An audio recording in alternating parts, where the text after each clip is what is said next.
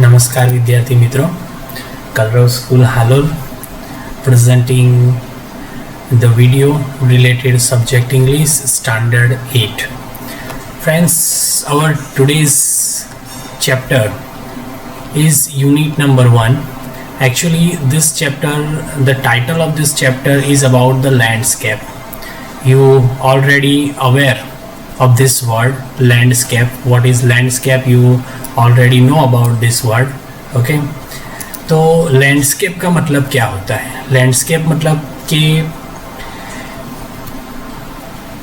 जो ज़मीन होती है, जो पेड़ पौधे होते हैं, जितनी भी whatever the things are on the surface of the earth, that all things are considered as a landscape. In this poem, before we start the poem, here activity number 1 is given there. Activity number 1 दी गई है. ये जो activity number 1 दी गई है उसके अंदर एक picture दिया हुआ है. The picture is given there. In this picture you can see the children are going to school. Okay, some people were moving around the road. The main thing is about rain.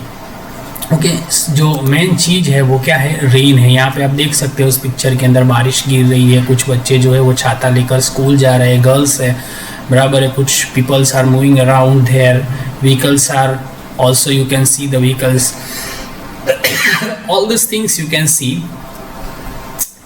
Here is a Kanu Patel's painting. ये जो painting है आप देख रहे हो, you can see this painting is about the कनु Patel. Who is कनु पटेल? कनु Patel is painter who is from Gujarat. तो वो गुजरात के एक बहुत ही अच्छे फेमस पेंटर है.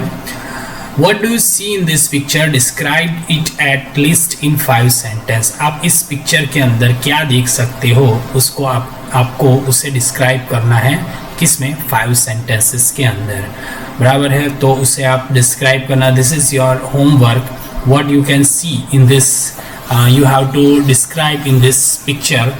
Okay, आप क्या क्या देख सकते हो? तो ये सारी जो ये जो सारी चीज़ें हैं, बराबर आपको आपकी स्क्रीन के ऊपर दिख रही है पिक्चर के अंदर, ये सारी चीज़ें हैं.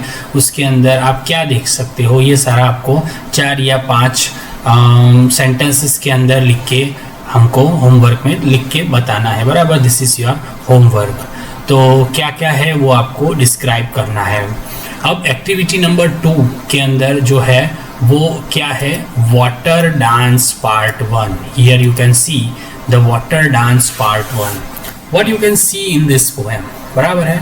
तो उसके अंदर आपको क्या, यहाँ पे जो मैंने बताया आपको water dance part 1. Water dance का मतलब क्या होता है कि वाटर नाच रहा है, पानी नाच रहा है. तो ये जो वाटर डांस पोएम है वो एक्चुअली हम फिगर्स ऑफ स्पीच की बात करें तो पर्सोनिफिकेशन, आपको पता होगा पर्सोनिफिकेशन जो फिगर्स ऑफ स्पीच है उसके अंदर हम गिन सकते हैं इसको. तो पर्सोनिफिकेशन फिगर्स ऑफ स्पीच क्या होती है कि जिसके अंदर नॉन लिविंग थिंग को क्या बताया जाता है? लिविंग थिंग बताया जाता है. वी कैन सी, बराबर है कि whatever the non living things presenting as a living thing in a which figures of speech? Personification. तो वाटर इज डांसिंग. पोएट चाहे तो कुछ भी करवा सकता है, पानी से डांस करवा सकता है, फूलों से हंसवा सकता है, बराबर. तो वो कुछ भी करवा सकता है. In this poem you can सी. अब क्या है इस पोएम के अंदर? वाटर को क्यों डांसिंग बताया गया है, वाटर क्या डांस करता है, उस सब के बारे में हम इस पोएम के अंदर पढ़ेंगे. मैं पोएम पढ़ूंगा, उसको एक्सप्लेन करूंगा वर्ड टू वर्ड. आप उसके अंदर ध्यान देना. Whatever the hard words are there, I will explain that hard word. Okay. Some people say that I am one thing, others say that I am many. Even since the world began, I have been moving in all endless circle. Sometimes I fall from the sky. I am the rain. In the first stanza, what poet wants to say? Some people say, कुछ लोगों का कहना है कि I am one, कि मैं कोई एक थिंग यानी चीज हूँ. Others say that I am many. कुछ लोगों का कहना है कि मैं बहुत सारा हूँ. Ever since the world began, जब से इस विश्व की, इस दुनिया की जब से शुरुआत हुई है तब से लेकर I have been moving in the endless circle, तब से लेकर आज तक मैं जो हूँ वो क्या हूँ? मूविंग, मूविंग यानी घूम रहा हूँ। एंड एंडलेस, एंडलेस का मतलब क्या होता है, कभी ना खत्म होने वाला, बराबर। The things which will never end, that is called endless circle, move around, that is called circle। मैं endless circle हूँ। sometimes I fall from the sky, कभी कभी मैं आसमान से गिरता हूँ। तो हमको पता चल जाएगा कि जो आसमान से गिरता है उसे क्या कहते हैं, I am the rain, मैं क्या हूँ, रेन हूँ, मैं क्या हूँ, रेन हूँ। तो उसके बारे में यहाँ पे हमको पोएट बताते हैं। तो ये जो चीज़ है वो फर्स्ट स्टेंजा के अंदर बताई गई है कि कुछ लोगों का ऐसा कहना है कि मैं एक चीज़ हूँ, कुछ लोगों का ऐसा कहना है कि मैं बहुत सारी चीज़ हूँ। लेकिन पोएट कहते हैं कि whenever the world began, जब से इस दुनिया की शुरुआत हुई है तो मैं एक एंडलेस सर्कल की तरह घूम रहा हूँ। कभी कभी मैं sometimes I fall from the sky, that is called rain. Next stanza देखते हैं। समटाइम्स आई कैस्केड, कभी कभी मैं छोटा सा, मतलब कैस्केड का मतलब क्या होता है कि जो पानी होता है वो ऊपर से जब गिरता है, बराबर, जैसे हम कहते हैं उसको झरना, बराबर है, या तो वाटरफॉल, बराबर, छोटा सा जो वाटरफॉल होता है दैट इज कॉल्ड कैस्केड। तो कभी कभी मैं कैस्केड हूँ। आई टम्बल, मैं लहराता हुआ, मतलब टम्बल, TUMBL, टम्बल का मतलब होता है कि सरकता हुआ, जो जमीन के ऊपर सरकता हुआ आगे बढ़ता है, that is called tumble. Down, down, नीचे की तरफ, नीचे की तरफ। ओवर द मोस कवर्ड रॉक्स, मैं क्या करता हूँ कि मोस, MOSS, जो बारिश की सीजन में पानी की वजह से जो पत्थर कवर का, रॉक्स का मतलब क्या होता है, पत्थर होता है। तो मोस कवर्ड मतलब कि मोस का मतलब क्या होता है कि वो जो रॉक होता है उसके ऊपर लगातार पानी के बहने की वजह से, पानी जो लगातार मूव होता रहता है उसके बहने की वजह से जो पत्थर होते हैं वो क्या हो जाते हैं, ग्रीन कलर के हो जाते हैं, ठीक है। तो उसको क्या कहा जाता है, the things is considered as a moss. Through the forest shadow, तो उसको क्या कहा जाता है, फॉरेस्ट, फॉरेस्ट का मतलब क्या है, जंगल, और शेडो का मतलब क्या होता है, परछाई, परछाई होता है उसका मतलब। थ्रू द फॉरेस्ट शेडो मतलब कि वो जंगल की परछाई से होके गुजरता है। In the second stanza the poet wants to say that the water is falling from the many things, okay, and the water is falling from the downside of the earth। तो ये सारी चीजें जो है वो फॉरेस्ट से होके गुजरता है, कवर्ड को मूव करते हुए गुजरता है। I am the mountain stream, मैं क्या हूँ, माउंटेन स्ट्रीम हूँ। माउंटेन स्ट्रीम का मतलब क्या होता है, जो पहाड़ों से होकर गुजरने वाला जो झरना। स्ट्रीम का मतलब क्या होता है, झरना होता है, जो नदी जितना बड़ा नहीं होता है लेकिन वो एकदम स्लो वे के अंदर जो बढ़ता रहता है, दैट इज कॉल्ड स्ट्रीम। आगे देखिए, at the foot of the mountains, बराबर है, माउंटेन्स के पैरों से होकर, यानी माउंटेन्स के अंदर से होकर, नीचे से होकर। I leap from the stone cliff, leap मतलब कूदना, टू जंप, मैं कहाँ से जंप करता हूँ, स्टोन क्लिफ, क्लिफ यानी बहुत सारे जो पत्थर होते हैं उसके ऊपर से, उसके नीचे से, उसके आजू बाजू से जो चीरता हुआ, जो बहता हुआ पानी निकलता है, that is called Cliff.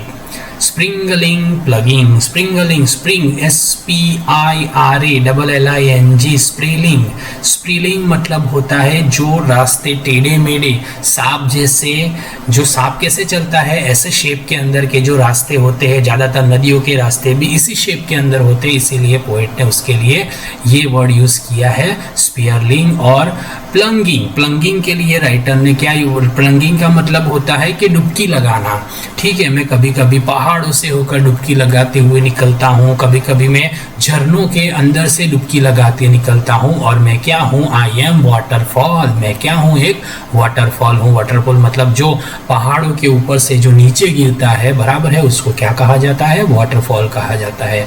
In the shadows of the mountain, mountain के शेडो, शेडो यानी जो परछाई होती है उसके अंदर से जो, I am still and deep, बराबर है, मैं कैसा हूँ, एकदम स्टेडी और बहुत ही गहरा हूँ। आई फील एंड ओवरफ्लो, मैं क्या हूँ, मैं पूरा भरा हुआ हूँ और क्या कर जाता हूँ, कभी कभी ओवरफ्लो कर जाता हूँ। शांत, एकदम ठहरा हुआ जो पानी होता है, बराबर, जो माउंटेन के अंदर से, the water is coming out from the mountain, that is called itself describe as I am the lake. वो अपने आप को क्या बता रहा है, मैं एक लेक हूँ, एक तालाब हूँ। I wind through the broad golden valley, बराबर है, मैं कहाँ से निकलता हूँ, मैं तेज हवाओं के थ्रू, ब्रॉड मतलब के चौड़ा, गोल्डन वैली, गोल्डन वैलीज मतलब के जो बड़े बड़े पहाड़, बड़ी बड़ी खाइयाँ होती है, बराबर है, उसके अंदर से निकलता हूँ। जॉइन बाय स्ट्रीम, मैं झरनों को ज्वाइन करते हुए, क्योंकि पहाड़ों से, नदियों से, खाइयों से जो पानी बहता हुआ आता है वो किसे ज्वाइन करता है, स्ट्रीम को ज्वाइन करता है। जॉइन बाय क्रिक्स, क्रिक्स मतलब के जो स्ट्रीम से थोड़ी बड़ी होती है और जिसका फ्लो जो होता है वो स्ट्रीम से थोड़ा तेज होता है। होता तो एक तरीके का झरना ही होता है, लेकिन स्ट्रीम में और क्रिक्स में क्या फर्क होता है, स्ट्रीम का जो पानी होता है वो इतना गहरा नहीं होता है, एकदम शांत तरीके से पत्थरों के ऊपर से बहता है, लेकिन क्रिक्स का जो पानी होता है वो थोड़ा फ्लो के अंदर भी फास्ट होता है और वो थोड़ा गहरा भी होता है। I grow over the wider, मैं जैसे जैसे क्या होता जाता हूँ, चौड़ा होता जाता हूँ। टू वाइड मतलब चौड़े होते जाना,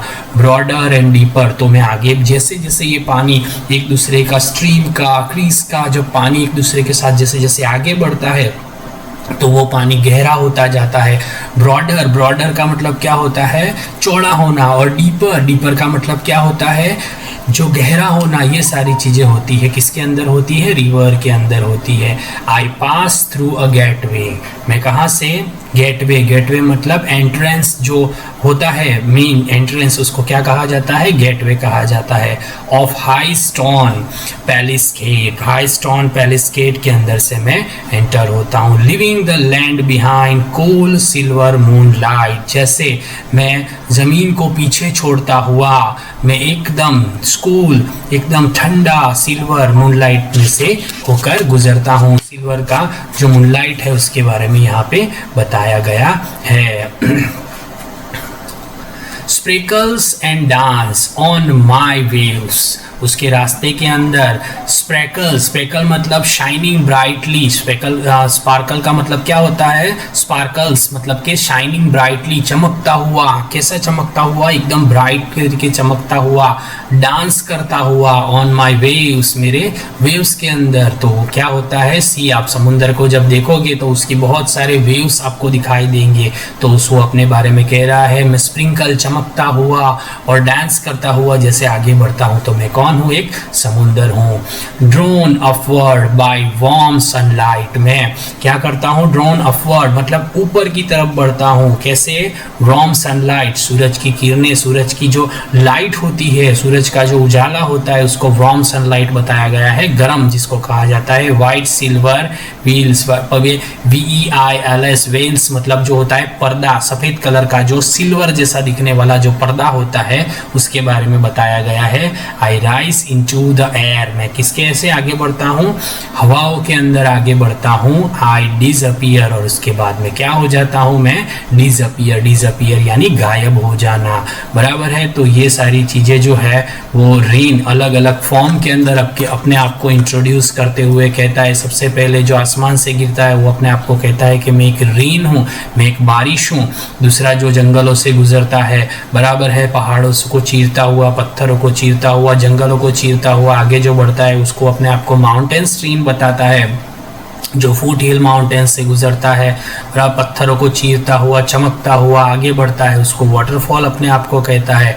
जो माउंटेन से जो गहरा होता है, ओवरफ्लो होता है, एकदम शांत जो रहता है, बराबर है, लेकिन जो गहरा होता है उसको वो अपने आप को डीप कहता है, बराबर है। उसके बाद जो अलग अलग वेलीज, स्ट्रीम है, क्रीक्स है, जैसे जैसे एक दूसरे के साथ मिलती जाती है, गहरी होती जाती है, बराबर है, ब्रॉडर होती जाती है, बराबर है, तो वो आगे बढ़कर नदी बनती है। नदी उसके बाद वाले स्टेंजा के अंदर अपने आप को वो क्या बताता है, अपने आप को वो सिल्वर मूनलाइट के साथ कंपेयर करता है। जो सी के अंदर आप देख सकते हो उसकी जो वेव्स होते हैं वो उसको स्प्रिंकल डांसेस के साथ कंपेयर करता है। और जो ये पूरी पोएम के अंदर जो वाटर है, पानी जो है, वो अपने जो अलग अलग फॉर्म है उसको प्रेजेंट करते हुए बताता है कि किस तरीके से पानी का जो इम्पोर्टेंस है, पानी किस तरीके से अलग अलग फॉर्म में हमारे सामने आता है, उसके बारे में हमको बताया गया है। तो friends, in this video you can see ये जो एक्सप्लेनेशन था वीडियो के बारे में वो मैंने आपको बताया,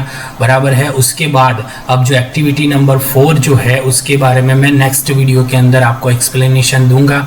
आई होप आपको ये बात समझ में आई होगी, एक दो बार उसको रिवाइज करके देखना। इसके related whatever the question answers are there, I will give you the question answers, ठीक है। ये सारे क्वेश्चन आंसर्स मैं आपको दूंगा, वो आपको लिखने हैं और याद भी करने हैं, बराबर है। ये सारे क्वेश्चन आंसर आप याद करोगे और अपनी नोटबुक में लिखोगे। सेकेंड थिंग क्या करनी है आपको कि सेकेंड थिंग के अंदर आपको इसके जो हार्डवर्ड मीनिंग है, वाटर डांस की जो हार्डवर्ड मीनिंग है वो मैं आपको होमवर्क के अंदर जो PDF फाइल भेजूंगा उसके अंदर ये जो एक्टिविटी है उसके हार्डवर्ड मीनिंग भी मैं भेजूंगा, तो वो आपको लिखने हैं, ठीक है। ये सारी चीज़ें आप करना होमवर्क के अंदर और उसको ध्यान से समझना। नेक्स्ट वीडियो के अंदर उसकी एक्टिविटी नंबर 4 के बारे में मैं एक्सप्लेनेशन दूंगा, ठीक है। और उसके बाद जो आगे के प्रोसेस होगा वो मैं आपको समझाऊंगा। Thank you for watching video.